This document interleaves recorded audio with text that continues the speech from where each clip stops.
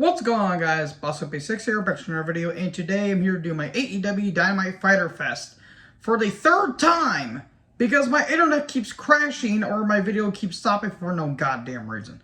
Anyways, we're from Savannah, Georgia. Let me know in the comment section below what you guys thought about the show. We start with the TNT title between Wardlow and Orange Cassidy with the Best Friends. A little pre-tape promo by the Best Friends saying, "Oh, we might cheat, we might use dirty tactics." You guys know how I feel about the Orange Cassidy gimmick. I think it's lazy, I think it's kind of stupid, and it's overstated its welcome. Wardlow rips out Cassidy's pockets, Best Friends try to interfere, and the chainsaw gets introduced. Because why not? They eventually get tossed out. Then Wardlow pulls Danhausen from under the ring. Orange punch on the outside and one back in the ring. F10, but a kick out, and then Wardlow keeps trying to powerbomb Cassie, but Cassie keeps getting away. We get a beach break, but a kick out, and an orange punch into a powerbomb, 1, 2, 3, and Wardlow wins. Cool. Retains TNT title and a show of respect at the end. We get a recap: Pac versus Shota Uma at a Rev Pro event, which is a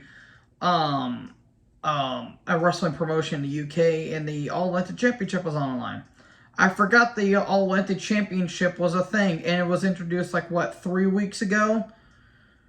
Jesus. Jericho shows up, and I'll be honest, folks, this is probably Jericho's best promo in a while, because he actually was serious, and he was trying to sell this. He was trying to sell his match with Kingston, which is going to be a barbed wire everywhere match, which makes no fucking sense.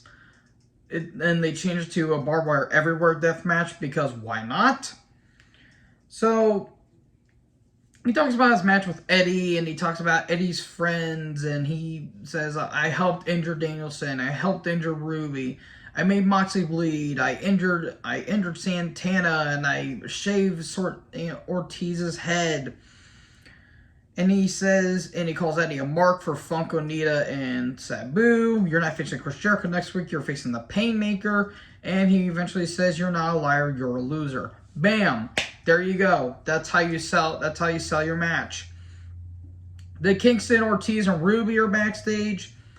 And Kingston says, "Oh, you're gonna be feeling pain, and I'm gonna make you bleed." And I am fully aware of the Santana Ortiz situation. Apparently, they're not getting along as they used to. Santana may be on his way out, which sucks because Proud and Powerful are, in my opinion, the best tag team in AEW to not win the tag titles, which is a goddamn shame.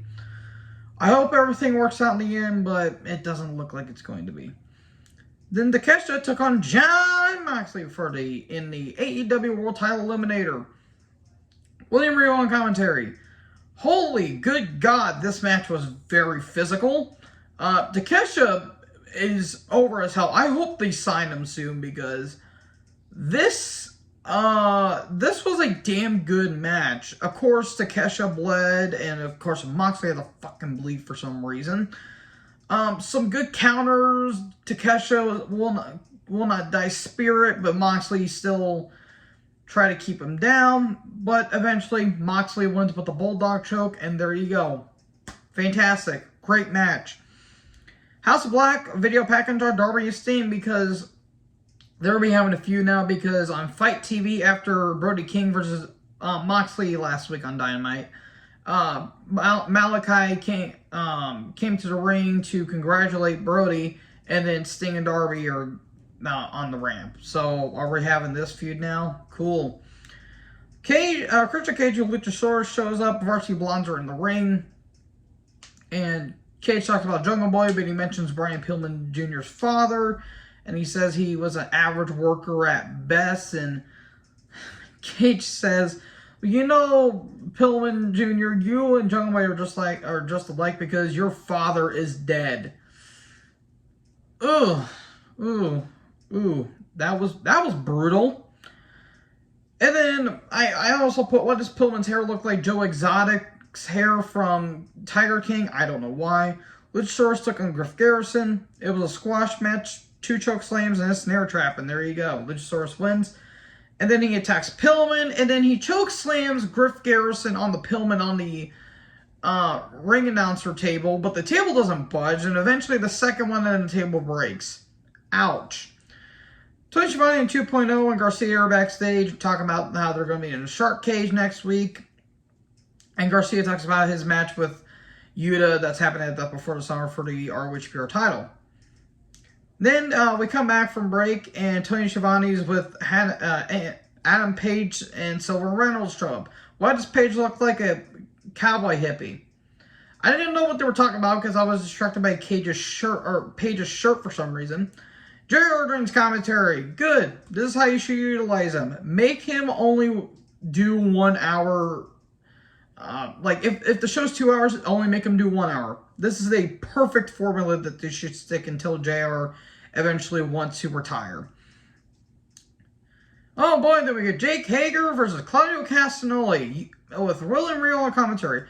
You could have given me less of a fuck about a Jake Hager match because the crowd did not care about Jake Hager in his match. They did not. You could have heard a pin drop, and that's how you would have felt about Jake Hager because, my God, this crowd was laying into him. They did not give a fuck. They popped for Claudio, obviously, but this match wasn't really that good.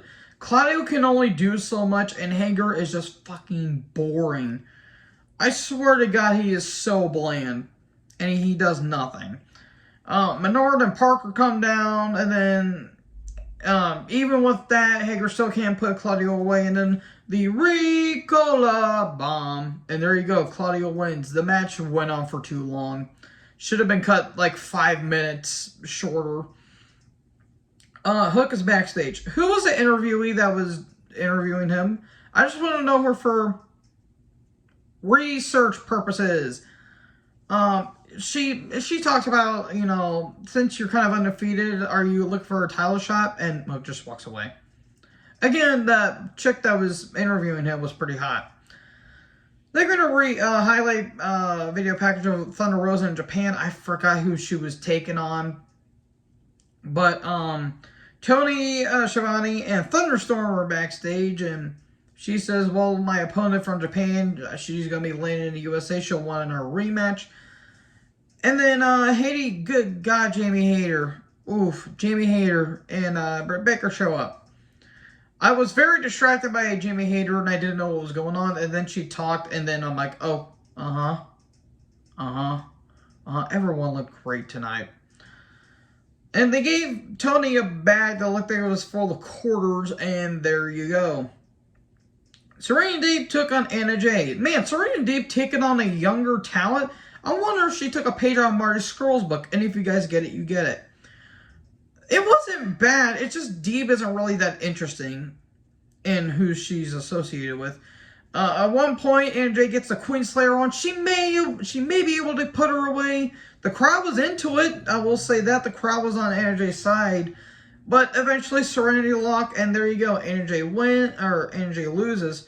Deeb wins, and she won't let go. And then Mercedes Martinez come down, and they're going to be having a match at Death Before Summer for the ROH Women's title.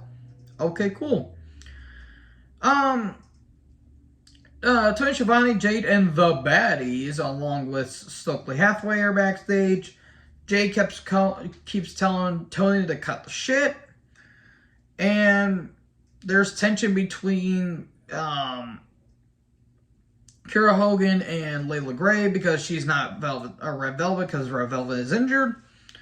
Okay, there you go. The Rampage, Dynamite, Death Before the Summer card rundown. Death Before Summer looks like a pretty damn good show, I will say. So, Lethal Dutt and the Big Tall Motherfucker, a.k.a. Satnam Singh, they show up on commentary, and Lethal just talks about how he's going to beat Joe for the ROH TV title. He was kind of yelling the entire time, so I couldn't understand what he was saying.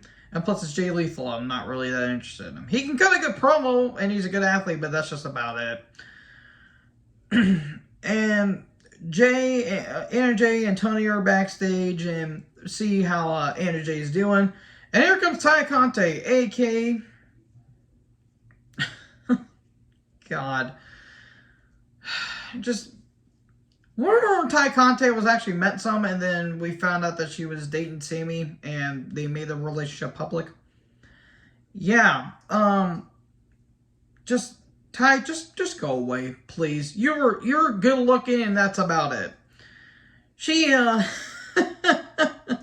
this is so ironic coming for her. She's like, you better watch what you do or watch what you say or something like that. And I'm like, and I'm thinking to myself, huh, that's ironic coming from you, Ty.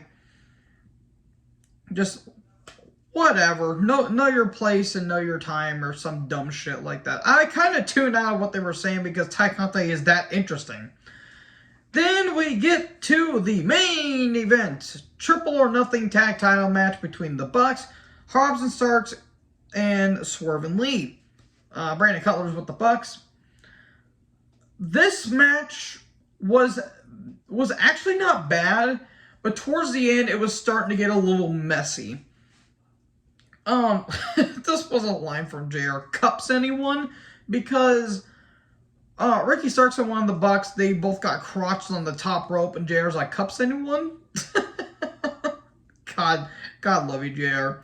There was a double Northern Light suplex on Starks and Swerve by one of the Bucks, which I couldn't tell if it was Matt or Nick because I didn't care. But he hit like 4 on Ricky, which was kind of impressive. He tries to do it on Hobbs and Lee, but he eventually gets double teamed. There was a frog splash by Hobbs on Lee. I'm not going to go note by note or move by move by this match because this match was kind of a car crash. Yeah, a frog splash by Lee on Hobbs on Lee. JR said the bullfrog splash. I thought that was kind of funny. There was a cutter off the top by Starks. That was kind of cool. Triple super kick on Lee. Double super kick on Hobbs. And then the ref, who was Rick Knox, a.k.a. Adam Pearce, but if Adam Pearce somehow was more bland and generic and a terrible ref, good God, Rick Knox is a fucking awful. So the ref gets knocked out after he basically got touched by Hobbs. He went down. Low blow, belt shots for everyone, and a kick out. BT trigger, but Starks breaks up the pin. Swerve stomp, but no, it's a breakup. Spine busters for everyone. Everyone get in here. Spear on Swerve. Cutler distracts. Hobbs takes a nasty spill to the outside. Ouch. And there was a one point in the match where Swerve had the title belt, but it looks like he was thinking about hitting Lee, but eventually doesn't. Pounce on Starks, plunge to the outside, Swerve stomp on Starks. 1, 2, 3, and Swerve and Lee win. I was not expecting that. Because I thought the Bucks were gonna retain because I thought that FTR was going after the tag titles, but apparently not. Okay, then that shocked the hell out of me and it shocked the hell out of everyone else. So I wonder what they're gonna do from here. So, anyways, hope you guys enjoyed this video. I'm apologize if this was a little late, but my internet's being a total bitch right now. So make sure you guys like, comment, subscribe, tap the little bell for more notifications. Join the herd. I'll talk to you in the next video. Peace out.